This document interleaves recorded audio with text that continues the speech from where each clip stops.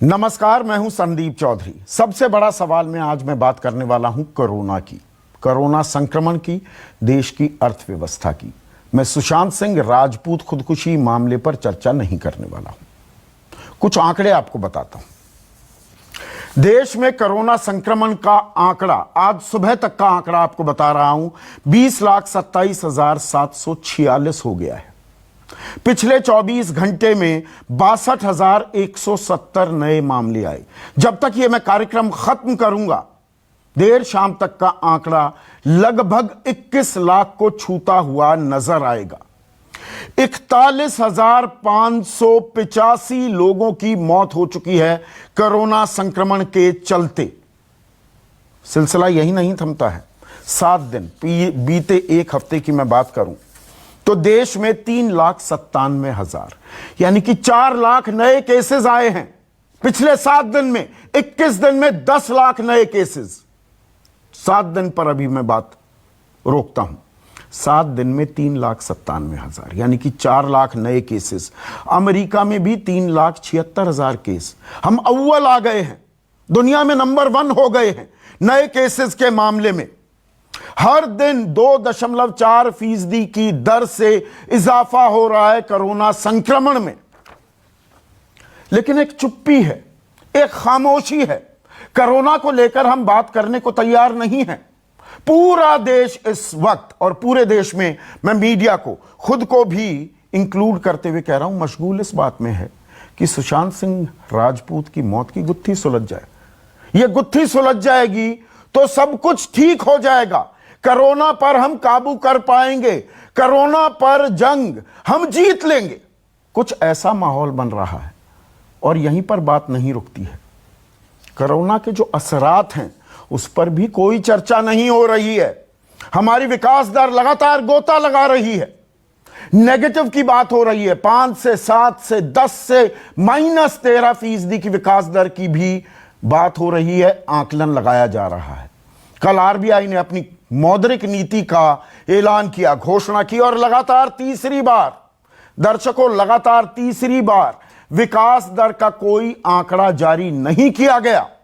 महंगाई का कोई आंकड़ा जारी नहीं किया गया है। महंगाई एक चिंता बनती जा रही है और सबसे बड़ी चिंता इस वक्त बेरोजगारी की है। नौकरियां जा रही हैं लेकिन उसके बारे में आंकड़े जारी नहीं होते। हां, आंकड़े आते भी हैं CMIE जैसी संस्थाओं के द्वारा, तो अब कहा जाता है कि नहीं, वो प्री कोरोना लेवल पर आ गए, पर यह बताना भूल जाते हैं लोग। और सरकारें ये बात आपको नहीं बता रही है कि नौकरियां मिल भी रही है या मनरेगा में काम मिल रहा है, वो काम भी अब मिलना लगभग ना के बराबर हो गया है, क्योंकि अब और कोई काम बचा नहीं है। ये बताना भूल जाते हैं लोग कि कोई 30,000 रुपए कमा रहा था, आज वो 12,000 रुपए की नौकरी कर रहा है। 20,000 कमा रहा था, 7 से 8,000 रुपए की रोजी रोटी से अपनी गुजर बसर कर रहा है। ताजा आंकड़ा यह भी आया है आरबीआई की इस रिपोर्ट में कि जो कंपनियां हैं, बड़ी कंपनियां, जहां आप, मैं, मेरे जैसे लोग, आपके जैसे लोग, हम सब जैसे लोग नौकरियां करते हैं, वहां सबसे पहले जो असर पड़ा वो एम्प्लॉय कॉस्ट पर, यानी कि आप पर, मुझ पर जो कंपनियां खर्च करती हैं, वो खर्च कटौती उसमें कर दी गई, यानी कि तनख्वाहें कट गई। इसीलिए अब कहा जा रहा है कि देखिए, आपको मॉरेटोरियम तो दिया, 31 अगस्त तक आप किस्त दे रहे हैं, EMI बनी हुई थी, ना दें, बाद में दे दीजिएगा।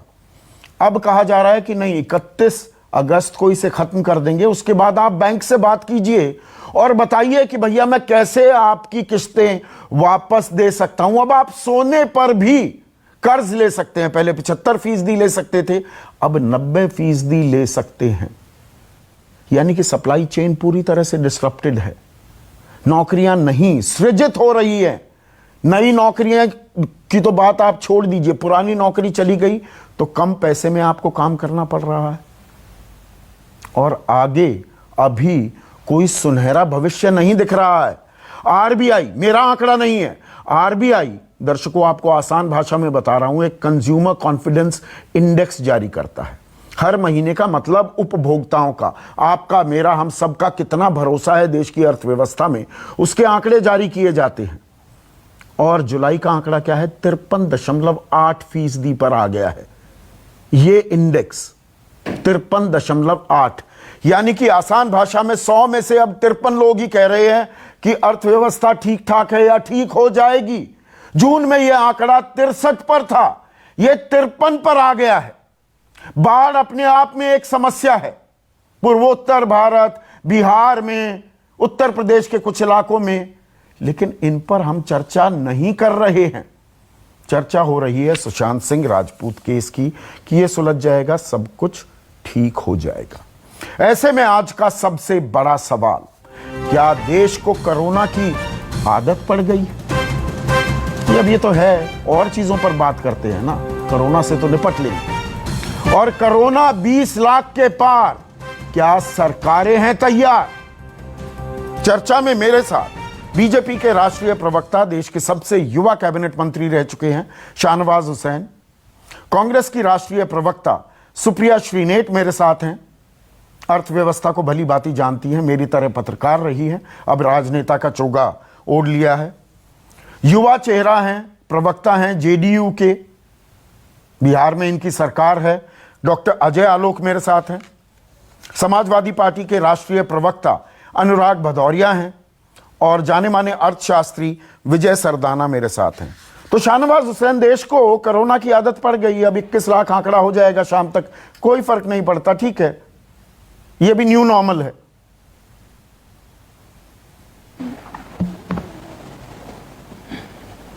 देखिए चौधरी जी, जब आपने शुरुआत की तो आपने कहा कि मैं सुशांत सिंह राजपूत पे चर्चा नहीं करूंगा।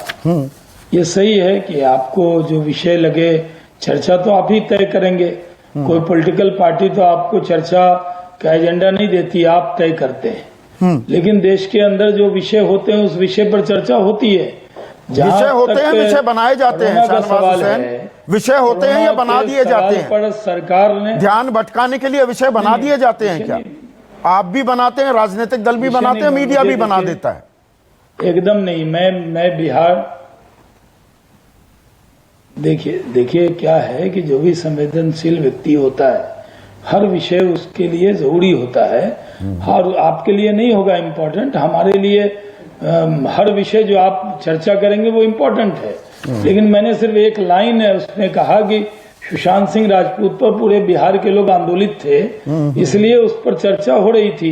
आपको कब रोका था? आप जब बिहार के लोग बाढ़ को लेकर कभी आंदोलन 5 दिन आते। हाँ, बिहार के लोगों ने बाढ़ पर आंदोलन किया नहीं, कोरोना पर आंदोलन किया नहीं, एनएमसीएच पीएमसीएच कितनी जर्जर हालत में है, एम्स में 400 नर्सें हड़ताल पर चली गई, इस पर कभी बिहार के लोगों ने आंदोलन नहीं किया, तो आप उस पर चर्चा नहीं करेंगे। हाँ भाई, उन्होंने सुशांत सिंह राजपूत पर आंदोलन कर दिया तो सब बातें कर रहे हैं।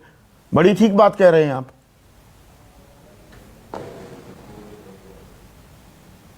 नहीं, देखिए बिहार में बाढ़ पर भी हमने चिंता की है, कोरोना की लड़ाई को भी बिहार मजबूती से लड़ रहा है। बिहार में देश के सबसे अनुभव वाले व्यक्ति बिहार के मुख्यमंत्री हैं नीतीश कुमार जी, और वहां पर जो परिस्थितियां बाढ़ की आई, वो तो हमारे यहाँ बाढ़ की त्रासदी आती है, उससे मुकाबला हम करते हैं। और कठिन परिस्थिति में भी बिहार का व्यक्ति उन चीजों से मुकाबला करता है जो उसके हाथ में भी नहीं है। जिस तरह पानी नेपाल से आता है, उसी तरह कोरोना हमारे आपके हाथ में नहीं है। हाँ, हाथ में नहीं है तो सरकार खामोश हो गई। इस देश में आया था, उस दिन से हम प्रिपेयर हुए। आज बाढ़ अमेरिका से भी आगे निकल गए नए मामलों में, अब दुनिया में अव्वल नंबर लड़ाई ये देश लड़ रहा है, अव्वल नंबर पर आ गए हम।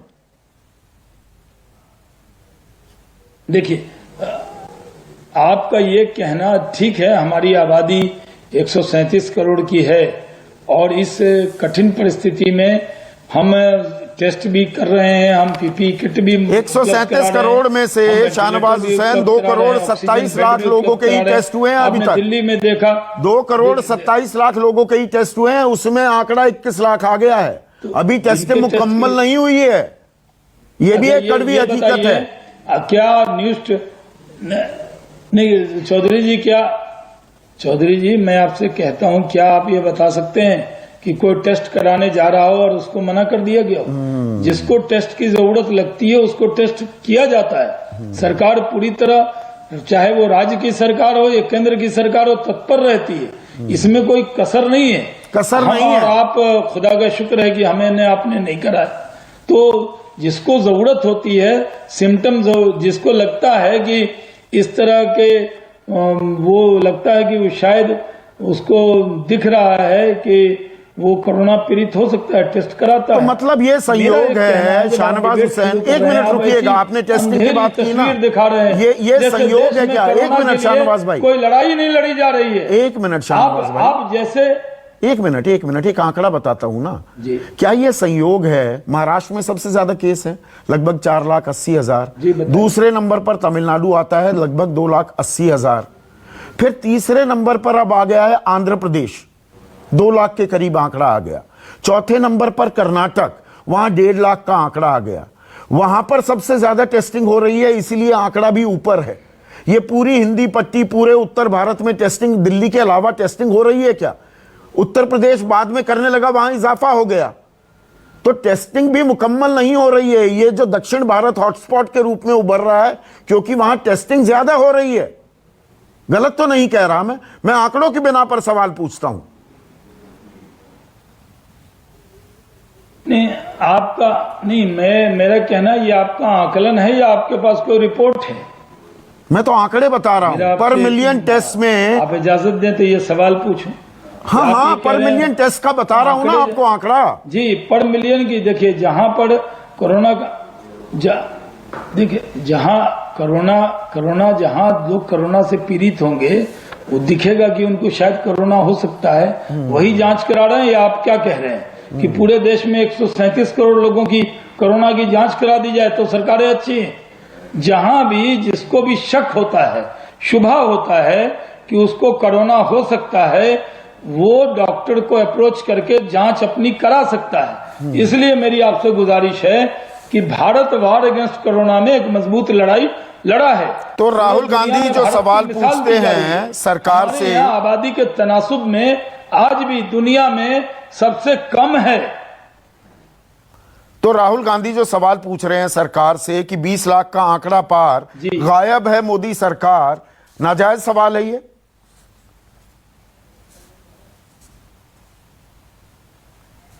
नहीं, नाजायज नहीं है ये सवाल तो आप भी पूछ सकते थे। आप अगर राहुल जी के ट्वीट पर ये कार्यक्रम में नहीं, मैं पूछ रहा हूं, नाम लेकर पूछ रहा हूं, बोल दीजिए नाजायज है या सवाल का जवाब भी आप कर सकते थे। आपने तो बहुत डिबेट इस पे की है। हाँ।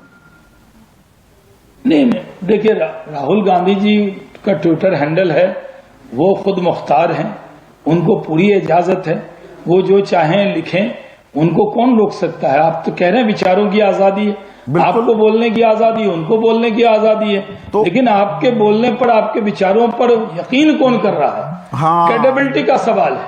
आप तो हर विषय पर सवाल उठा देते थे। भरोसे का सवाल है, वही भरोसे की मैंने बात की ना। एक कंज्यूमर कॉन्फिडेंस इंडेक्स होता है। देश ने शाहनवाज भाई, ठीक है, आपकी बात पर भरोसा करता है देश, मैं उस पर लड़ाई नहीं लड़ रहा हूं। मैं सवाल ये पूछ रहा हूं, आरबीआई की रिपोर्ट है, मैं तो निकालता नहीं। भरोसे का आपने शब्द इस्तेमाल किया ना, भरोसा इस्तेमाल किया।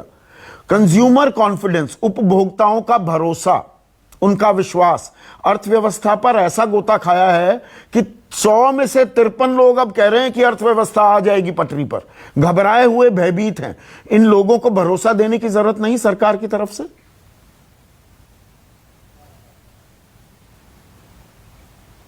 देखिए, देश का सबसे बड़ा भरोसा है मोदी भरोसा। देश को एक ऐसा प्रधानमंत्री मिला जिसके ऊपर लोगों को यकीन है। हर व्यक्ति को लगता है, जैसे घर में अपने बड़े बेटे पर यकीन होता है, देश को लगता है मोदी है तो हमारी इस कठिन परिस्थिति से मुकाबला करेगा। तो मतलब मोदी है तो ये पटरी पर लाएगा। एक टाइम पर 12 करोड़ नौकरियां गई, अब जो 30,000 की नौकरी कर रहा था 10,000 की पे भी उसे भरोसा है कि मोदी जी उसकी नैया पार लगा देंगे। आप ये कह रहे हैं नौकरियां गई हैं, कम पैसे पर भी लोगों को काम करना पड़ रहा है, तनख्वाहें कट रही हैं, देखिए, पर लोगों को भरोसा है, आप ये कह रहे हैं? देखिए, हाँ, मैं ये कह रहा हूं कई सेक्टर में, खासकर एविएशन के सेक्टर में, टूरिज्म के सिस्टम में, ये जो होटल इंडस्ट्री है, इसमें बहुत सारे लोग, जो होटल बंद हैं, हवाई जहाज का परिचालन बंद है, और इसमें बहुत से लोगों की तनख्वाह आधी हुई है या कई लोगों की नौकरियां भी गई होंगी। लेकिन बहुत से चीजों में जब अनलॉक शुरू हुआ तो वो चीजें पटरी पर आ रही हैं। मेरी आपसे गुजारिश है, इतना डरावना न दिखाइए। नहीं, मैं सवाल पूछता हूं, मेरा काम डराना नहीं है, मुकाबले में भरोसा देना सरकार का काम है हमारा। मैं एक फैक्चुअली इनकरेक्ट सवाल पूछूं तो आप मुझे बताइए। मैं फैक्ट्स पर बात करने वाला हूं और हमेशा से करता आया हूं। एक फैक्ट और बता दूं, आपने माना कुछ सेक्टर्स में दिक्कत है। ईपीएफओ, आप तो केंद्रीय मंत्री रहे हैं, सबसे युवा केंद्रीय मंत्री रहे हैं। ईपीएफओ आप जानते हैं, जो सरकारी नौकरियां और निजी नौकरियां हैं, 6 करोड़ लोग पीएफ फंड, प्रोविडेंट फंड में अपना पैसा देते हैं और बाकी उनके एम्प्लॉयर्स जो हैं वो सरकार हो या जो भी निजी कंपनी है, जैसे मैं काम करता हूं एक निजी कंपनी में, उनकी कंट्रीब्यूशन होती है। 6 करोड़ लोगों के खाते हैं। पिछले 3.5 महीनों में इन 6 करोड़ में से 80 लाख, और ये 12 दिन पहले का आंकड़ा है, अब वो 1 करोड़ हो गया होगा, ये रिपोर्ट में ही लिखा हुआ था। 1 करोड़ लोगों ने 30,000 करोड़ से ऊपर पैसा निकाल लिया है। ये जमा जोखू होती है, आप समझते हैं ये शब्द, कि मैं अपनी रिटायरमेंट के लिए रखूंगा या बेटी और बेटे की शादी ब्याह के लिए या उनकी हायर स्टडीज के लिए वो पैसा रखूंगा। निकालना पड़ गया है 1 करोड़ लोगों को। 6 में से 1 लोग अपना पीएफ फंड को तोड़ रहे हैं।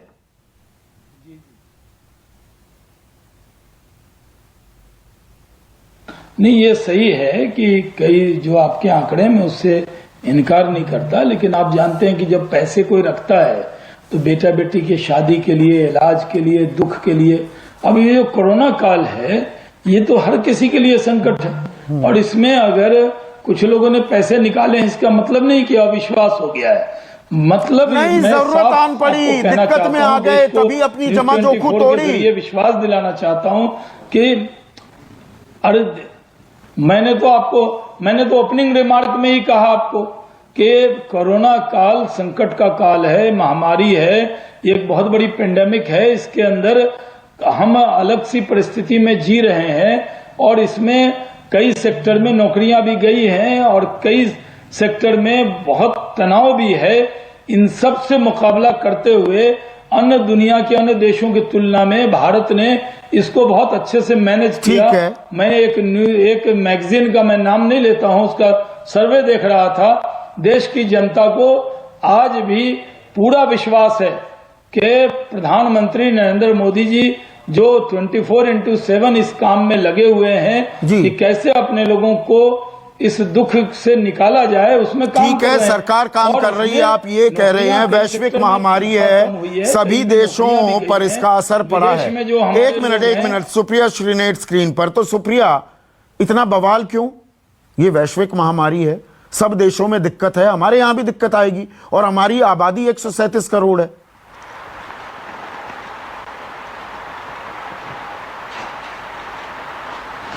धन्यवाद संदीप जी। और मैं बड़े ध्यान से सुन रही थी जब शहनवाज भाई बोल रहे थे, और मुझे बड़े दुख के साथ कहना पड़ता है कि आज शहनवाज भाई अपने आदत के विपरीत बात कर रहे हैं। उनको पता है कि वो गलत बोल रहे हैं, और इसलिए मैं कह रही हूं 21 लाख मामले आ गए, 42,000 लोगों की मौत हो चुकी है, लेकिन टेस्टिंग में भारत 137वें या 150वें के बीच में ऑसिलेट कर रहा है। टेस्टिंग हम सबसे अभी भी कम कर रहे हैं, हमसे ज्यादा 137 लोग टेस्ट कर रहे हैं देश, और हम अभी भी कम कर रहे हैं। बिहार की आप बात कर रहे थे, बाढ़ तो भूल जाइए, बिहार और तेलंगाना पूरे देश में सबसे कम टेस्ट कर रहे हैं, और जहां टेस्टिंग हो रही है वहां धड़ाधड़ मामले आ रहे हैं। मुझे सिर्फ इतना कहना है कि समस्या बड़ी है, ये सब लोग जानते हैं। कोविड एक ऐसी महामारी है, इसके लिए कोई प्रिपेयर नहीं था, लेकिन मुगालते में रहना और अपनी ही पीठ थपथपाते रहना कि हमने बड़ा अच्छा मैनेज किया है, बड़ा अच्छा मैनेजमेंट 21 लाख केसेस नहीं कहता है, और बार बार ये बात कहकर आप लोगों को मूर्ख समझना बंद कर दीजिए।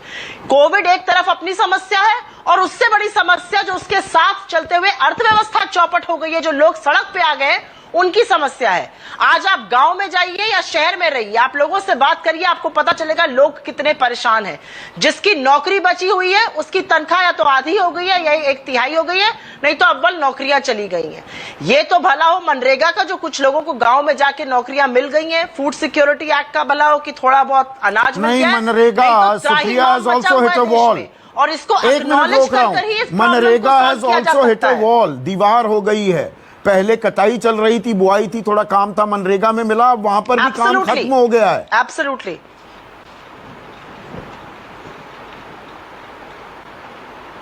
सही बात है। और जून के महीने में मैं सरकार को यह बताना चाहती हूं, यह आंकड़ा इंपॉर्टेंट है, जून के महीने में 6.2 करोड़ लोगों ने, 6 करोड़ से ज्यादा लोगों ने मनरेगा का काम मांगा, जो कि यूजुअल टाइम से 3 गुना है, और ये 10 गुना है कॉर्पोरेट इंडिया जितने लोगों को एम्प्लॉय करता है उसका, जो लिस्टेड कॉर्पोरेट इंडिया की कंपनीज है उसका 10 गुना लोगों ने मनरेगा के अंदर काम मांगा। और आप बिल्कुल सही कह रहे हैं, MNREGA has hit a wall, उसकी अपनी दायरे हैं, वो इस तरह के लिए प्रिपेयर नहीं था, इसीलिए हमारा बार बार कहना था उसको 100 दिन से बढ़ाकर 200 दिन का करिए, काम क्रिएट करिए, लोगों को काम दीजिए। लेकिन सरकार ने वो नहीं किया है। और अब जो सबसे बड़ी गलती सरकार करी, आप कंज्यूमर कॉन्फिडेंस की बात कर रहे थे, उसके बाद अब सुनिए आज आरबीआई ने कल क्या कहा। आरबीआई का कहना है, आरबीआई ने कोई रेट कट नहीं किया क्योंकि उनको समझ में आ गया कि कोई भी फाइनेंशियल पैकेज का लोगों पर कोई असर नहीं पड़ा है, सुई की नोक इधर से उधर नहीं हुई है, क्रेडिट जो फ्लो होता है वो 6%, आधा हो गया है पिछले साल का। 60 साल में सबसे कम लोग क्रेडिट ले रहे हैं, सबसे कम लोग लोन ले रहे हैं, क्योंकि लोगों को विश्वास ही नहीं है कि वो क्रेडिट लौटाएंगे कैसे, उनके पास नौकरी नहीं है आज। इन सब बातों में बातें ही नहीं होती हैं। बात क्या हो रही है, अपनी पीठ थपथपाते जाओ जी, हमने तो बहुत अच्छा कोरोना तो आप मैनेज क्या किया। कर रहे हैं, आपने अच्छा आपकी नहीं सरकारें मैनेज क्या किया। कर रही हैं? सुप्रिया इसको समझिए, स्वीकारिए आपने बिहार और का, फिर एक आगे की मिनट रणनीति सुप्रिया, आपने बनाइए। बिहार का जिक्र कर दिया, राजस्थान का जिक्र करना आप भूल गई। अब तो सैंड ड्यून से सरकार चल रही है ना, रेत के टीलों पर बैठी है सरकार, और कोरोना का खतरा, नौकरियों पर लटकी हुई तलवार, वो तो राजस्थान के लिए लागू ही नहीं होती। सरकार कहां है वहां पर? आपकी सरकार क्या कर रही है? सरकार बचाना जरूरी है, लोगों की नहीं, जान ऐसा नहीं है, वो माल की परवाह नहीं है।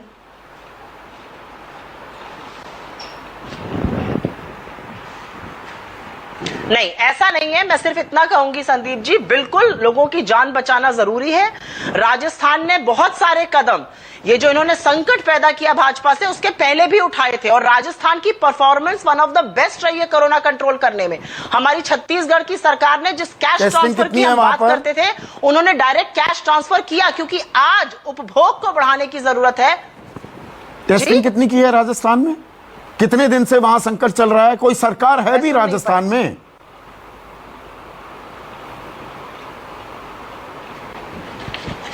संदीप जी देखिए, ऐसा है, जितना लोगों की जान बचाना जरूरी है, उतना ही डेमोक्रेसी को भी बचाना जरूरी है। और जब डेमोक्रेटिकली इलेक्टेड सरकारों को गिराने के षड्यंत्र किए जाते हैं तो उनको बचाना जरूरी है। लेकिन यह कह देना कि उसके चलते राजस्थान ने कोरोना महामारी से लड़ाई छोड़ दी, यह आपके लिए गलत होगा, और मुझे लगता है थोड़ा सा अनफेयर होगा। अनफेयर होगा, मैं कहता हूं ये अनफेयर हो रहा है। जिन लोगों ने आपको जनादेश दिया वो ठगे महसूस कर रहे हैं कि यहां सरकार बचाने के लिए घोड़ों की, और घोड़े भी क्यों, मैं इन्हें कहूंगा गधों की मंडी जो सजी हुई है, और इधर से उधर रिजॉर्ट पॉलिटिक्स जो चल रही है, एक आम राजस्थानी क्या महसूस करता होगा?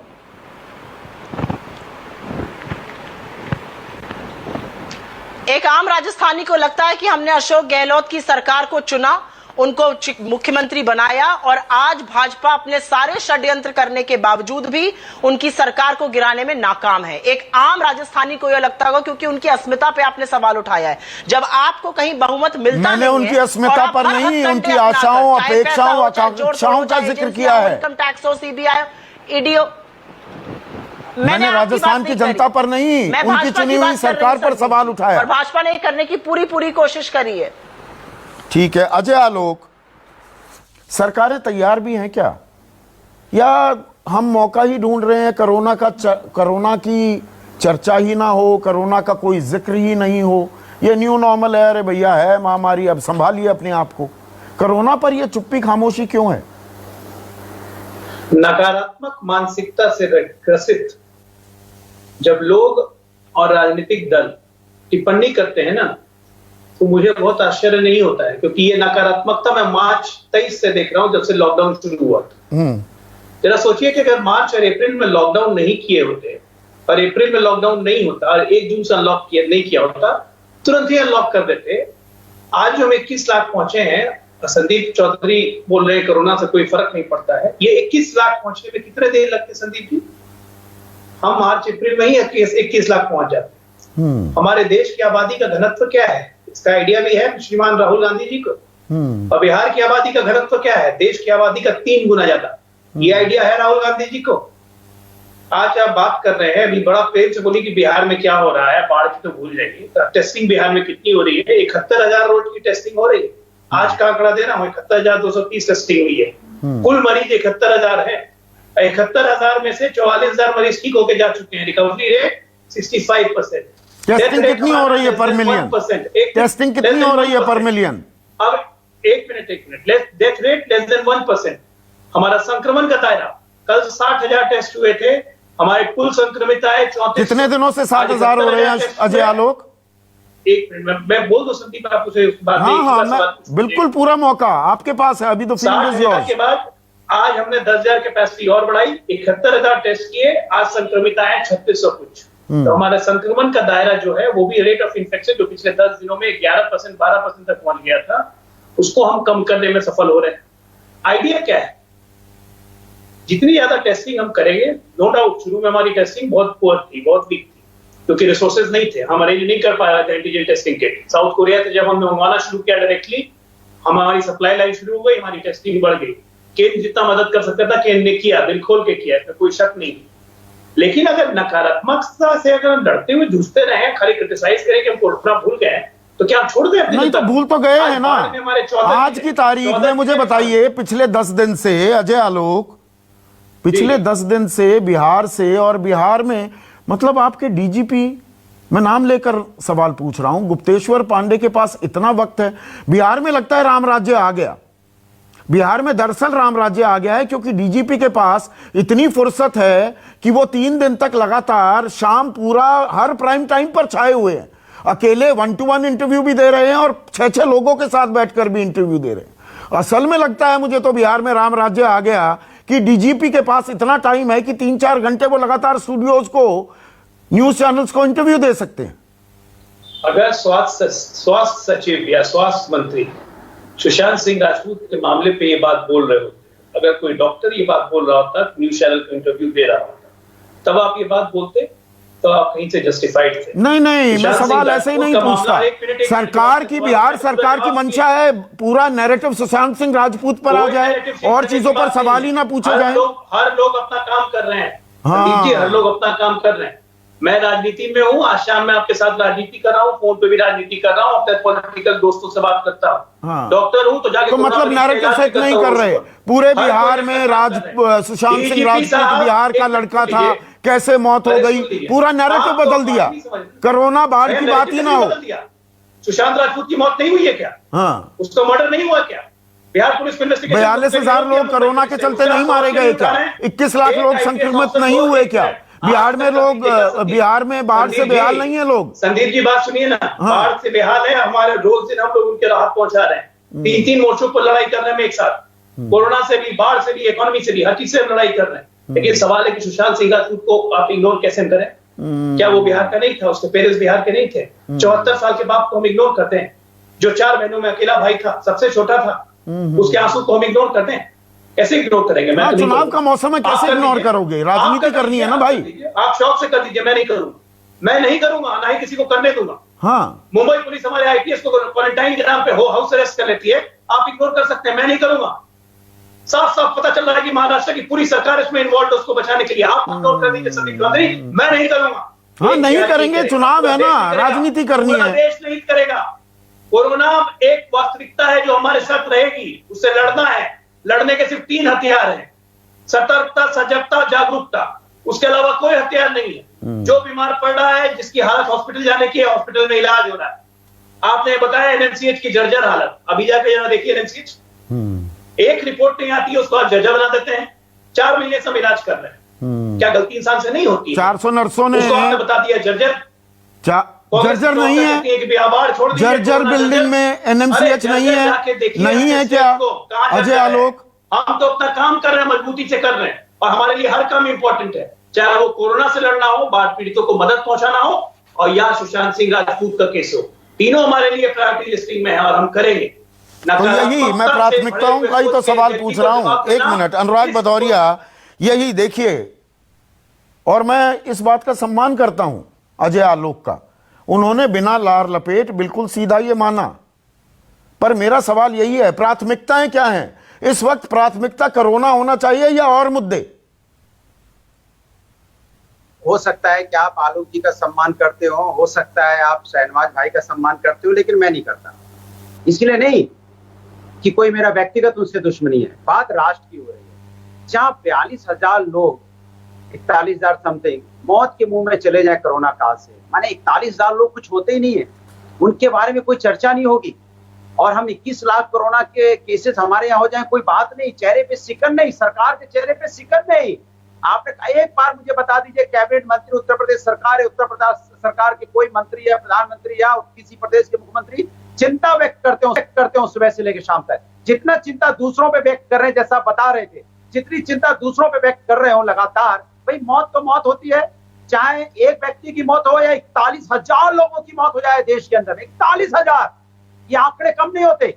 लेकिन मुझे लगता है भारतीय जनता पार्टी की आत्मा मर गई है, सो गई है, दिल ही नहीं जगता उनका। 41,000 लोगों की मौत हो गई, उस पर चिंतन नहीं करते, हल्ला नहीं बचाते, टीवी में डिबेट नहीं होती, टीवी खोल के देखो तो लगता है कुछ है ही नहीं, लगता है उत्तर पूरे देश के अंदर में सब कुछ अच्छा चल रहा है। 41,000 लोगों की कोई मौत नहीं हुई है, ना 21 लाख लोग यहाँ पे कोरोना पॉजिटिव हुए, ना कोरोना जैसी कोई यहाँ बीमारी है, ना पे यहाँ कोई बेरोजगार है, ना कोई बेरोजगार फांसी लगा के मर रहा है, ना कोई माँ सुबह रोती होगी कि मेरे बच्चे के पास काम नहीं है, और ना किसी की पत्नी ना सुबह से लेकर शाम तक इस बात में टेंशन में होगी कि उसका पति बेरोजगार हो चुका है। इसकी कोई चिंता नहीं है। कमाल है इस देश का, किसान आत्महत्या कर रहा है, इसकी कोई चिंता नहीं। बाढ़ में लोग बेघर हो गए, लोगों के घर बह गए, कोई चिंता नहीं, कोई चर्चा नहीं। बिहार से दोनों लोग आते हैं, क्या इनकी आत्मा नहीं मरती?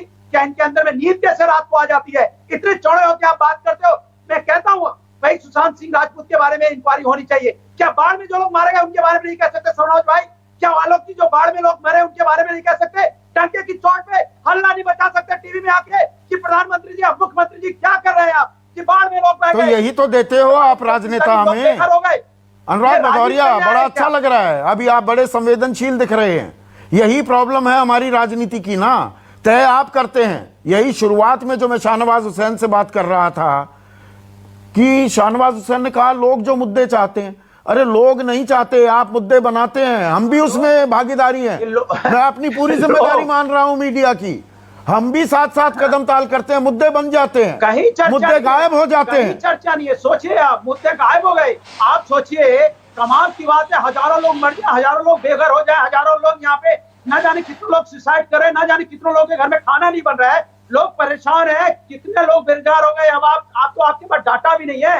अब तो 100 में से 53, 50, 60, 70 चाहे कितने बोल दो, क्योंकि रोजगार है ही नहीं, कहीं भी रोजगार नहीं है। नहीं, आंकड़े सरकार ने कोई जारी नहीं किए हैं। नहीं, मैंने इसीलिए एक मिनट मैं आ रहा हूं शाहनवाज भाई। विजय सरदाना स्क्रीन पर।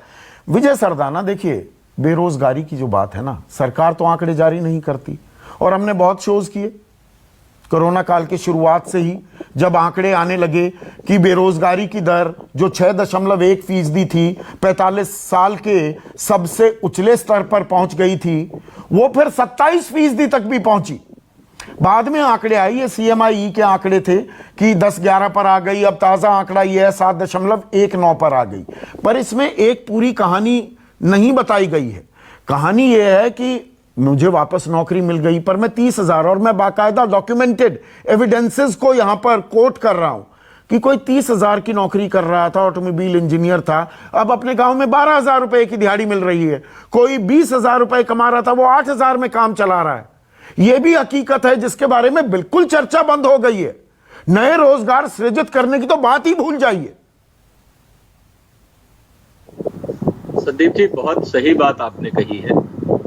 जहां तक बात है आंकड़े की, 138 करोड़ के देश में आप किसी भी चीज का आंकड़ा निकाल लीजिए, वो डरावना ही होगा। चाहे आप मृत्यु दर का निकालिए, चाहे आप कोरोना का निकालिए, चाहे आप टेस्टिंग का निकालिए, चाहे आप रिकवरी का निकालिए, 100 आंकड़ा निकाल लीजिए, वो डरावना ही होगा। तो आंकड़ों की जगह हम ये देखें कि इम्प्लीमेंटेशन क्या हो रहा है, रिलीफ हो रहा है। क्योंकि आंकड़ों पे हम चले जाएंगे, 42,000 मर गए, अभी आप लोगों ने बात करी है। अगर मैं इसको आंकड़ों के खेल में जाऊं तो हम दुनिया में आज की तारीख में रैंक में, अगर मैं कहूं केसेस पर मिलियन में, हम दुनिया में 92 लेवल पे हैं। मतलब ये कह सकते हैं कि हमसे 91-90 देश हमसे ज्यादा खराब है अगर हम आंकड़ों के खेल में जाए तो मेरे हिसाब से आंकड़ों में जाने की जरूरत नहीं है। हमारी आबादी इतनी ज्यादा है कि हमारी चुनौतियां अलग हैं, हम दुनिया में किसी से कंपेयर नहीं कर सकते, पहली बात। दूसरा मुद्दा आपने जो महत्वपूर्ण उठाया रोजगार का लेके, देखिए एक बात हमें समझनी पड़ेगी कि ये जो रोजगार गए हैं अभी, अगर आप मेरे से ईमानदारी से पूछे तो मैं कहूंगा अगले 1-1.5 साल तक नए रोजगार आने में टाइम लगेगा। अब समस्या ये है कि क्या मैं पुराने रोजगार लूं, पुराने रेट पे लूं, काम करने के कंपनियों के तरीके बदल गए, जो कंपनियां चलती थी वो बंद हो गई, जिनके जो कस्टमर्स थे वो बंद हो गए, मैं चल रहा हूं लेकिन मेरा कस्टमर बंद हो गया, मेरा सुपरमार्केट बंद हो गया। कुल मिला के कहने का मतलब है कि जब इंटरकनेक्टेड इकोनॉमी की आप बात करते हो तो कहीं पे भी चोट पड़ती है, असर मेरे पे होगा। और ये हमें समझना पड़ेगा कि जिस तरह से रोजगार पहले थे इस देश में अब वैसे नहीं रहेंगे। हम इस सच्चाई को जितना जल्दी समझें उतना हम नए रास्ते को निकाल पाएंगे। अब रही बात कि रोजगार निकलेगा कहां, मैं आपसे फिर कह रहा हूं, और पिछली बार भी संदीप जी आपके प्रोग्राम में हमने 2-3 बार इस बात को चर्चा करी है, ग्रीन शूट्स की जब आपने एक प्रोग्राम किया था। अब जो रोजगार आएंगे वो गांव से आएंगे, शहरों से नहीं आएंगे। आरबीआई की रिपोर्ट भी कह रही है, कल प्रेस कॉन्फ्रेंस में यह कहा गया कि और जगह कोई गुंजाइश नहीं दिख रही है रिकवरी की, फार्म सेक्टर बचा रहा है हमें, कृषि क्षेत्र बचा रहा है। वही कह रहा हूं, आपको मैं 4 चीजें बता देता हूं जहां से आपको रिकवरी मिलेगी। एक है एग्रीकल्चर, दूसरा है आपका एनिमल हस्बेंड्री, तीसरा है आपका ट्रांसपोर्ट एंड लॉजिस्टिक्स, क्योंकि जो भी आप प्रोडक्शन करोगे उसको मूव करना पड़ेगा, उसके आसपास होगा। और आप अगर जो एसेंशियल कमोडिटी के सेगमेंट है, चाहे वो आपका फूड है, चाहे टेक्सटाइल है, चाहे जो डेली लाइफ की चीजें हैं, आपका टॉयलेटरीज है, बाकी जो चीजें हैं, मेरा कहने का मतलब ये है कि जितने लोग आज बेरोजगार हुए हैं, जो अपने अपने माइग्रेंट वर्कर गांव में चले गए हैं, जो उनके स्किल सेट इन 3-4 डेली एसेंशियल आइटम्स के आसपास हैं, उनको वहां पे फोकस करना चाहिए। पुरानी नौकरियां नहीं आएंगी जल्दी से। तो ये बात मैं इसीलिए विजय सरदाना ये चर्चा में आज किस लिए कर रहा हूं, हम बहस नहीं करते हैं, सबका व्यू पॉइंट आना चाहिए। चर्चा इसी बात को लेकर है ना, सरकार खामोश क्यों है। अब आरबीआई ने 3 बार लगातार, तीसरी बार कल विकास दर के आंकड़े जारी नहीं किए हैं, महंगाई के आंकड़े जारी नहीं किए हैं। भाई इशारा किया है सितंबर तक अभी महंगाई बनी रहेगी। ये परेशानी है ना, लोगों को पता तो लगे कि हम हैं कहां और सरकार क्या करेगी। मैं ये नहीं कह रहा हूं सरकार के पास जादुई छड़ी है कि सीधा कुछ कर दोगे, पर हमें बताओगे तो। हम ही ने तो आपको चुना है कि समस्या क्या है, हमारी सिकुड़न कितनी। अमेरिका बता रहा है ना कि 33% कॉन्ट्रैक्ट कर रही है, 33% की सिकुड़न है उनकी अर्थव्यवस्था में। यहां आंकड़े नहीं बताए जाते।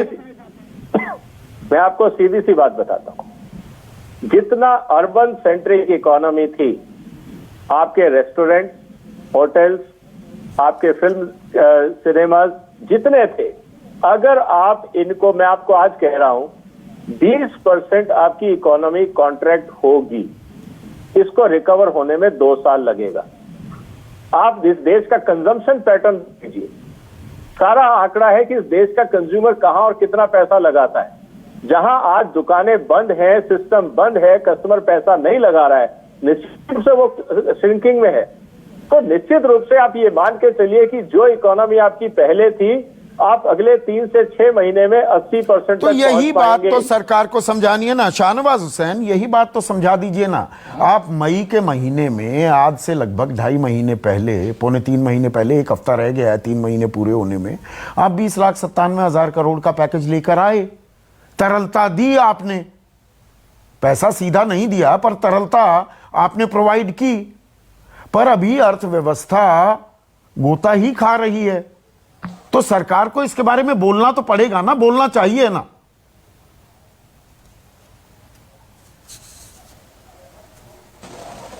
देखिए, सरकार ने संदीप जी इन बातों को, इस परिस्थिति को ध्यान में रखते हुए आत्मनिर्भर भारत पैकेज लेकर आई 20 लाख करोड़ का। सरकार 3 लाख करोड़ का जो एसएमई सेक्टर है इसमें प्रावधान किया। सरकार ने करीब 1,10,000 करोड़ रुपए की मंजूरी दी उन लोगों के लिए। 50 लाख जो स्ट्रीट वेंडर हैं उनकी चिंता की, 5,000 करोड़ उसमें डाला। मैं आपसे ये कह रहा हूं कि मैंने कहा आपसे कहा कि कोरोना का असर हमारी इकोनॉमी पे नहीं होगा, लेकिन सरकार जागरूक है। सरकार जब ये पैकेज लेकर आई, 5 दिन हमने इस पर चर्चा करके हमने इसकी घोषणा की, तब लोग कहने लगे कि सरकार इतना क्यों बोल रही है। हम बोल रहे हैं तब कहते हैं नहीं बोले तो बोलते नहीं, बोले तो इतना क्यों बोल रहे हैं। और यहाँ पर मिस्टर भदौरिया बैठकर जिस तरह की चर्चा कर रहे हैं, उन्होंने कहा कि सम्मान नहीं करते। मत कीजिए सम्मान भदौरिया जी, हम तो भारत के नागरिक के नाते हर व्यक्ति का सम्मान करते हैं, सबकी चिंता करते हैं। और इस देश में चाहे वो मनरेगा में हमने काम दिया हो आपके उत्तर प्रदेश में या पूरे देश में दिया हो, हम लोगों ने चिंता की है, हमारी जिम्मेदारी है। जो कमी होगी वो भी हम अपने कंधे पर लेंगे। तो सवाल है, मैं इस बात को डिनाई नहीं कर रहा हूं शाहनवाज हुसैन कि 20,97,000 करोड़ दिए गए, लेकिन अभी भी अर्थव्यवस्था का पहिया नहीं घूमा है, पहिया नहीं घूमेगा, रोजगार नहीं मिलेंगे, तनख्वाहें कटती रहेंगी, तलवारें लटकी रहेंगी, बच्चे अपना घर से ही ऑनलाइन क्लासेस करते रहेंगे। इन मुद्दों पर भी चर्चा होनी चाहिए ना। मैं यही तो बात कह रहा हूं, मैं डिनाई नहीं कर रहा हूं कि आप अपना काम नहीं कर रहे हैं। मैं संदीप जी बहुत देखिए, मैं आप बहुत अदब के साथ कहना चाहता हूं कि आपकी बहुत हेल्दी डिबेट है, बहुत चिल्लाना चीखना भी नहीं है। पैनलिस्ट भी बहुत अच्छे आपने बुलाए हैं, बहुत इसमें लोग जो देख रहे हैं वो सिर्फ टीवी, हम लोग कोई फिल्म स्टार थोड़ी है कि शाम में लोग टीवी बैठ के देख रहे हैं। लोग समाधान चाहते हैं, आपके डिबेट से भी चाहते हैं। इसलिए मैं कह रहा हूं कि देश का प्रधानमंत्री 80 करोड़ लोगों की चिंता किया कि नहीं, उनके अनाज की, उनको छठ तक हमने अनाज देने की, नवंबर तक चिंता की। 5 किलो अनाज, 1 किलो दाल, ये कोई छोटी योजना है, दुनिया में ऐसी कोई योजना नहीं है। यानी वो आम आदमी जो गरीब आदमी है, चाहे उसके पास काम न भी हो, तो वो जो गरीबी रेखा के नीचे है या जो ऐसे लोग जो 80 करोड़ लोग हैं, उनकी चिंता सरकार नहीं। सही बात है, हम विश्व गुरु बनने जा रहे हैं। 80 करोड़ लोग 137 में से शाहनवाज हुसैन, हम विश्व गुरु बनने के, सुनिए ना, विश्व गुरु बनने के कगार पर हैं हम। 137 करोड़ के देश हैं, 80 करोड़ अपना गुजर बसर करते हैं महीने में 5 किलो अनाज और 1 किलो दाल से, और हम विश्व गुरु बन रहे हैं। ये नया संकट है। आपने गरीबी नहीं देखी है संदीप चौधरी जी। गरीबी क्या होती है ये आपको अंदाजा नहीं होगा। आप बड़े किसान परिवार के हैं, हम लोगों ने गरीबी देखी है। एक गरीब के लिए जब कोई सहारा नहीं हो तो उसका नरेंद्र मोदी देश का प्रधानमंत्री उसकी उम्मीद का किरण है, भरोसा है। जिसको 5 किलो अनाज, 1 किलो दाल पर फर्द एक फैमिली को मिलता है, उसके लिए यही सबसे बड़ी इकोनॉमी है। आप यहाँ पर बैठ के कह दें कि हमने चिंता नहीं की।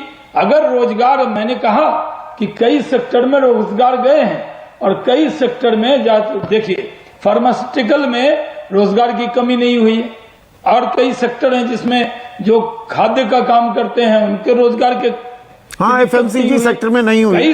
मैं बाल की खाल नहीं निकाल रहा हूं, अब सेक्टर वाइज डिस्कशन नहीं कर रहा हूं, मैं पूरे देश की एक तस्वीर आपके सामने पेश कर रहा हूं। 1 मिनट, सुप्रिया श्रीनेट, अब सरकार काम कर रही है, सिर्फ क्रिटिसाइज कर देना, आरोप जड़ देना, कमियां गिना देना, उससे काम चल जाएगा क्या?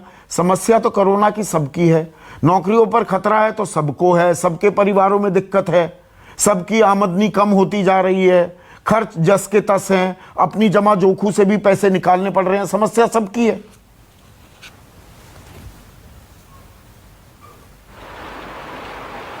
बिल्कुल वाजिब आपने कहा, समस्या सबकी है। इसीलिए हमने काफी सकारात्मक सलूशन सिर्फ हम ही ने नहीं, बड़े बड़े लोगों ने दिए।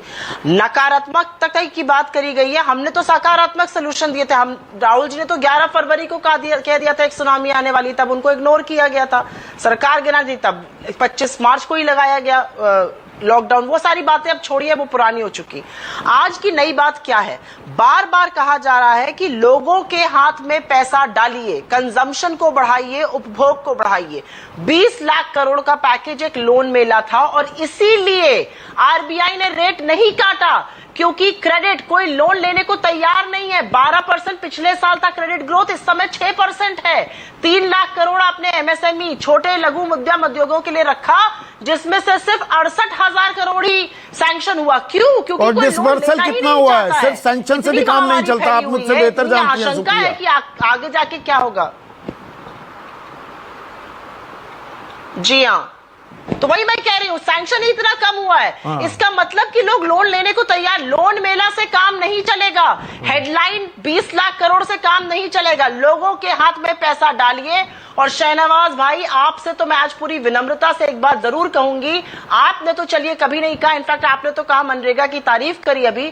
आपके लोग कहते थे मनरेगा हमारी विफलताओं का परिणाम है। आज गांव में मनरेगा ही संजीवनी बन के खड़ा है। खाद्य सुरक्षा बिल से ही आज गरीब का पेट भर रहा है। ये बात आज भाजपा को एक्सेप्ट करनी चाहिए और धन्यवाद देना चाहिए अपनी पहली सरकार का। मुझे सिर्फ इतना कहना, मैं सिर्फ इतना कहूंगी कि सकारात्मक सोच का मतलब ये नहीं है कि आप सवाल नहीं उठाएंगे। सवाल तो उठाएंगे भाई, लोगों को तकलीफ है, 21 लाख केसेस हो गए, इस पे कैसे सवाल नहीं उठेगा। बिहार की बात करते, सबसे कम टेस्टिंग रेट है, 3500 पर मिलियन पे टेस्टिंग हो रही है, और दिल्ली जैसे जगहों पे 41,000 पे हो रही है। तो ये सारी बातें करने का आज वक्त नहीं है। लेकिन मुझे सिर्फ इतना लगता है, उपभोग बढ़ाने के अलावा आज हमारे पास कोई भी विकल्प नहीं है। इसको एक्सेप्ट करना पड़ेगा, इसको हम स्वीकार ही नहीं कर रहे हैं अभी। अजय आलोक, बतौर युवा मैं ये सवाल पूछ रहा हूं, राजनीतिक सवाल तो मैंने पूछे।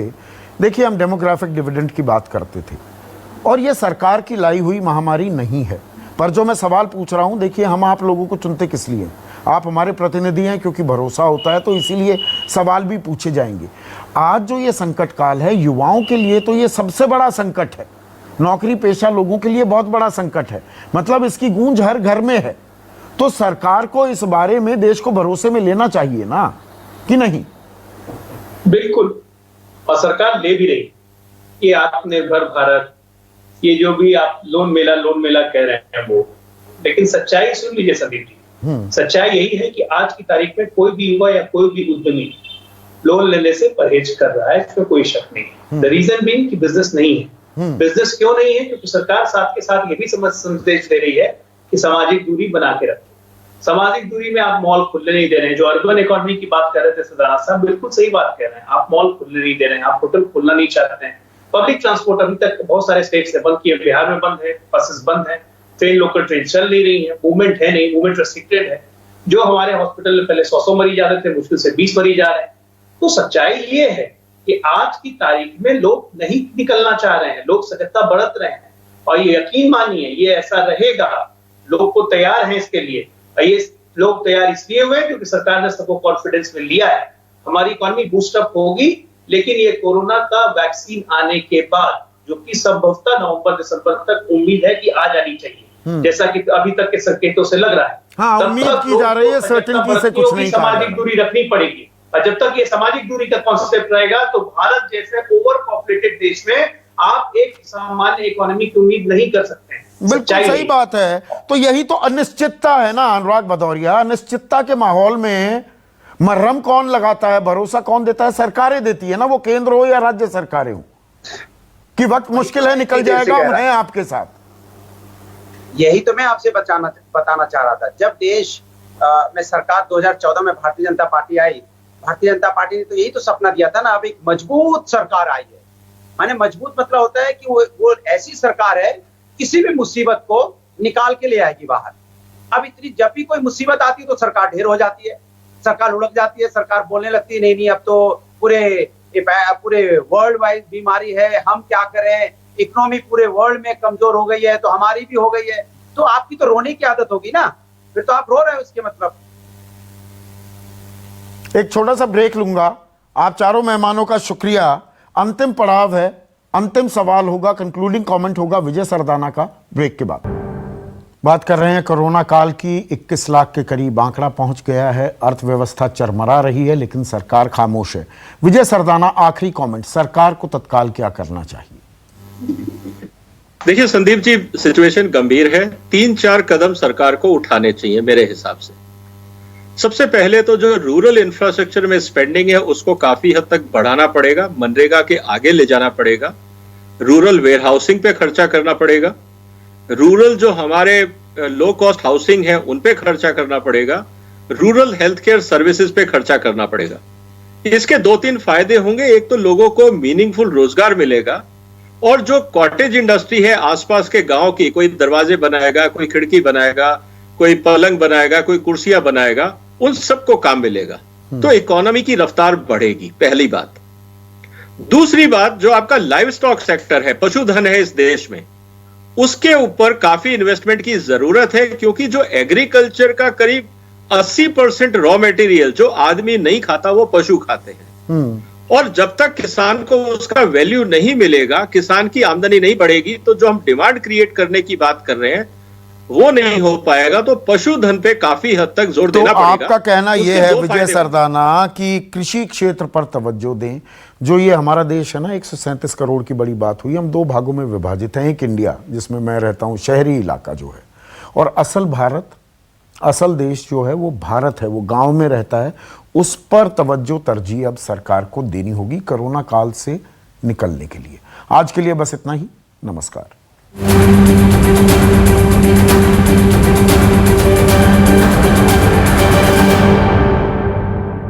नमस्कार, मैं हूं संदीप चौधरी।